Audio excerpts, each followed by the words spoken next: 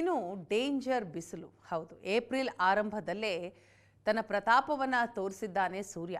ತಾಪಮಾನದಿಂದ ತಮ್ಮನ್ನ ತಾವು ರಕ್ಷಿಸಿಕೊಳ್ಳೋದಕ್ಕೆ ಜನ ಸುಸ್ತಾಗಿದ್ದಾರೆ.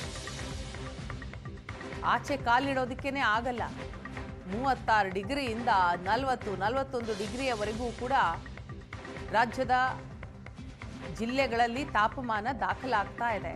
ಈ ಹಿಂದೆ ಎಂದೂ ಕಂಡರಿಯದಂತಹ ತಾಪಮಾನ ಈ ಬಾರಿ ದಾಖಲಾಗ್ತಾ ಇದೆ. ಬಳ್ಳಾರಿಯಲ್ಲಿ ಪ್ರಯಾಣಿಕರಿಗೆ ಬಸ್ಸಿನ ಒಳಗೆ ನೀರಿನ ವ್ಯವಸ್ಥೆ ಮಾಡಲಾಗಿದೆ. ಸನ್ಮಾರ್ಗ ಗೆಳೆಯರ ಬಳಗದಿಂದ ಈ ರೀತಿಯ ವ್ಯವಸ್ಥೆ ಆಗಿರೋದು. ಬಸ್ಸಿನ ಒಳಗಡೆ ಕುಡಿಯುವ ನೀರಿನ ವ್ಯವಸ್ಥೆ ಮಾಡಿದ್ದಾರೆ ಪ್ರಯಾಣಿಕರಿಗೋಸ್ಕರ. ನಿರ್ಜಲೀಕರಣದಿಂದ ಪ್ರಯಾಣಿಕರನ್ನ ರಕ್ಷಿಸಿಕೊಳ್ಳೋದಕ್ಕೆ ಈ ರೀತಿಯ ಮುನ್ನೆಚ್ಚರಿಕಾ ಕ್ರಮಗಳನ್ನು ತೆಗೆದುಕೊಳ್ಳಲಾಗಿದೆ. ಸನ್ಮಾರ್ಗ ಗೆಳೆಯರ ಕಾರ್ಯಕ್ಕೆ ಚಾಲಕರು, ನಿರ್ವಾಹಕರು ಸಾಥ್ ನೀಡಿದ್ದಾರೆ. ಜೊತೆಗೆ ಅಭಿನಂದನೆಯನ್ನ ಸಲ್ಲಿಸ್ತಾ ಇದ್ದಾರೆ. ಬಳ್ಳಾರಿ ಅಂದರೆ ಬಿಸಿಲು, ಬಿಸಿಲು ಅಂದರೆ ಬಳ್ಳಾರಿ ಅನ್ನೋಂಥ ಮಾತು ಸಾರ್ವಕಾಲಿಕವಾಗಿದೆ. ಅದರಲ್ಲೂ ಈ ಬಾರಿಯ ಬಿಸಿಲಿಗೆ ಬಳ್ಳಾರಿಯ ಲೋಕಲೈಟ್ಸ್ ಕೂಡ ಹೈರಾಣವಾಗಿದ್ದಾರೆ.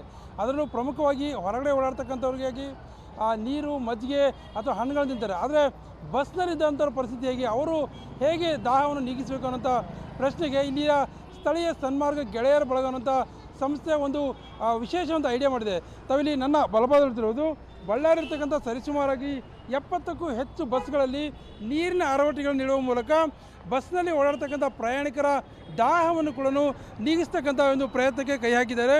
ಸರಿಸುಮಾರಾಗಿ ಬಳ್ಳಾರಿಯ ನಗರ ಪ್ರದೇಶದಲ್ಲಿ ಓಡತಕ್ಕಂಥ 70 ಬಸ್ಗಳಲ್ಲಿ ಪ್ರತ್ಯೇಕವಾದಂಥ ನೀರಿನ ಕ್ಯಾನ್ ಇಡುವ ಮೂಲಕ, ಅಂದರೆ ಬಸ್ನಲ್ಲಿ ಯಾರೆಲ್ಲ ಓಡಾಡ್ತಾರೆ ಸ್ಥಳೀಯವಾಗಿ ಮತ್ತು ಸುತ್ತಮುತ್ತ ಓಡಾಟ, ಅಂದರೆ ಬಳ್ಳಾರಿ ನಗರ ಪ್ರದೇಶದಂತೆ ಸುತ್ತಮುತ್ತ ಹಳ್ಳಿಗಳಲ್ಲಿ ಯಾರೆಲ್ಲ ಓಡಾಡ್ತಾರೆ ಅವರಿಗಾಗಿ ಪ್ರತ್ಯೇಕವಾದಂಥ ನೀರಿನ ಕ್ಯಾನ್ಗಳನ್ನು, ಅಂದರೆ ಬಸ್ಸಿನ ಒಳಗಡೆ ಒಂದು ನೀರಿನ ಕ್ಯಾನನ್ನು ಇಡುವ ಮೂಲಕ ಎಲ್ಲ ವ್ಯವಸ್ಥೆಯನ್ನು ಮಾಡಿದೆ. ಅಂದರೆ ಬಂದಂಥ ಬಸ್ನಲ್ಲಿ ಓಡಾಡ್ತಕ್ಕಂಥ ಪ್ರಯಾಣಿಕರಿಗೆ ದಾಹವನ್ನು ನೀಗಿಸುವ ನಿಟ್ಟಿನಲ್ಲಿ ಒಂದು ತಣ್ಣನೆಯ ನೀರಿನ ವ್ಯವಸ್ಥೆಯನ್ನು ಮಾಡಲಾಗಿದೆ. ಬಹುತೇಕ ವಿದ್ಯಾರ್ಥಿಗಳಾಗಿರ್ಬೋದು ಅಥವಾ ಪ್ರಯಾಣಿಕರಾಗುವುದು ಪ್ರತಿದಿನ ತಮ್ಮ ತಮ್ಮ ಹಳ್ಳಿಗಳಿಂದ ನಗರ ಪ್ರದೇಶಕ್ಕೆ ಬಂದು ವ್ಯಾಪಾರ ವಹಿವಾಟು ಮತ್ತು ದೈನಂದಿನ ಚಟುವಟಿಕೆಗಳಿಗೆ ಯಾರೆಲ್ಲ ಬರ್ತಾರೆ ಅವರೆಲ್ಲರಿಗೂ ಕೂಡ ನೀರಿನ ವ್ಯವಸ್ಥೆಯನ್ನು ಮಾಡುವ ಮೂಲಕ ಎಲ್ಲ ಒಂದು ಕಡೆ ಬೇಸಿಗೆ ದಿನದಲ್ಲಿ ಜನರ ದಾಹವನ್ನು ನೀಗಿಸ್ತಕ್ಕಂಥ ಒಂದು ಪ್ರಯತ್ನವನ್ನು ಇರತಕ್ಕಂಥ ಸಂಘಟನೆ ಮಾಡ್ತಾಯಿದೆ ಅಂತ ಹೇಳಿದ್ರು ತಪ್ಪಾಗಲಿಕ್ಕಿಲ್ಲ. ಇನ್ನು ಈ ಬಗ್ಗೆ ಮಾತಾಡೋದಕ್ಕೆ ಸಂಘಟನೆಯ ಮುಖ್ಯಸ್ಥರು ನಮ್ಮ ಜೊತೆ ಇದ್ದಾರೆ, ಅವ್ರನ್ನೇ ಕೇಳಬನ್ನಿ. ಸರ್, ಈಗ ಎಷ್ಟು ಬಸ್ಗಳಲ್ಲಿ ಕ್ಯಾನ್ ಇಟ್ಟಿದ್ದೀರಾ? ಏನಿದು ಹೊಸ ರೀತಿ ಅಂತ ಐಡಿಯಾ? ಸರ್, ನಮ್ಮದು ಸನ್ಮಾರ್ಗ ಗೆಳೆಯರ ಬಳಗ ಅಂತೇಳಿ ಒಂದು ಸಂಸ್ಥೆ. ನಾವು ಕಳೆದ 11 ವರ್ಷಗಳಿಂದ ಸಾರಿಗೆ ಸಂಸ್ಥೆಯ ಬಸ್ಗಳಲ್ಲಿ ಕುಡಿಯುವ ನೀರಿನ ವ್ಯವಸ್ಥೆಯನ್ನು ಮಾಡ್ತಾ ಬಂದಿದ್ದೀವಿ. ಈಗ ಈ ವರ್ಷ ವಿಶೇಷವಾಗಿ ನಾವು ಕಳೆದ ವರ್ಷ 150 ಆ ಥರ ಎಲ್ಲ ಇತ್ತು. ಈ ವರ್ಷ ನಾವು 70 ಬಸ್ಸಿಂದ ಶುರು ಮಾಡಿದ್ದೀವಿ ನಾವು.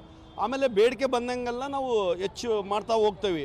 ಆಮೇಲೆ ಇನ್ನು ವಿಶೇಷ ಏನು ಅಂದರೆ ಈ ಬಸ್ಸಿನಲ್ಲಿ ನಾವು ಕುಡಿಯೋ ನೀರು ಇಡೋದ್ರಿಂದ ಹೊರಗಡೆ ಹೋಗಿ ಕುಡಿಯೋ ನೀರಿಗೆ ಸಮಸ್ಯೆ ಆಗ್ತೈತೆ. ಯಾರ ಪ್ರಯಾಣಿಕರಿಗೆ ಬೇಗ ಹೋಗಿ ಇರ್ಬೇಕಂದ್ರೆ ಬಸ್ ಹೋಗ್ಬಿಡ್ತೈತೆ. ಒಂದು ವೇಳೆ ದುಡ್ಡಿದ್ರು ಕೂಡ ಅವರಿಗೆ ನೀರಿನ ಸಮಸ್ಯೆ ಹೋಗಿ ಕುಡಿಯೋಕೆ ಆಗಂಗಿಲ್ಲ.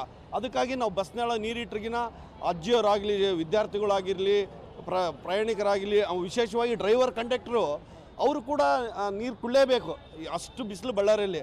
ಹಾಗಾಗಿ ಅವರು ಎಲ್ರಿಗೂ ಅನುಕೂಲ ಆಗಲಂತ ನಾವು ಈ ಒಂದು ವ್ಯವಸ್ಥೆಯನ್ನು ಮಾಡಿದ್ದೀವಿ. ಸರ್, ಭಾಳ ಖುಷಿ ಪಡ್ತಿದ್ದಾರೆ. ಇಂಥ ಟೈಮ್ನಲ್ಲಿ ಜನರಿಗೆ ಏನು ನೀರು ವ್ಯವಸ್ಥೆಯನ್ನು ನೋಡಿ ಭಾಳ ಖುಷಿ ಪಡ್ತಿದ್ದಾರೆ ಸರ್.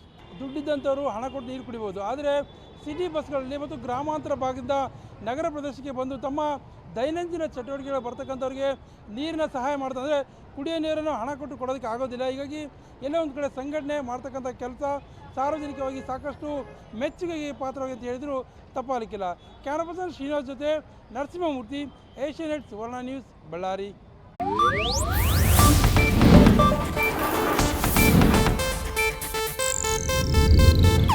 ಇದು ಏಷ್ಯಾನೆಟ್ ನ್ಯೂಸ್ ನೆಟ್ವರ್ಕ್ ಪ್ರಸ್ತುತಿ.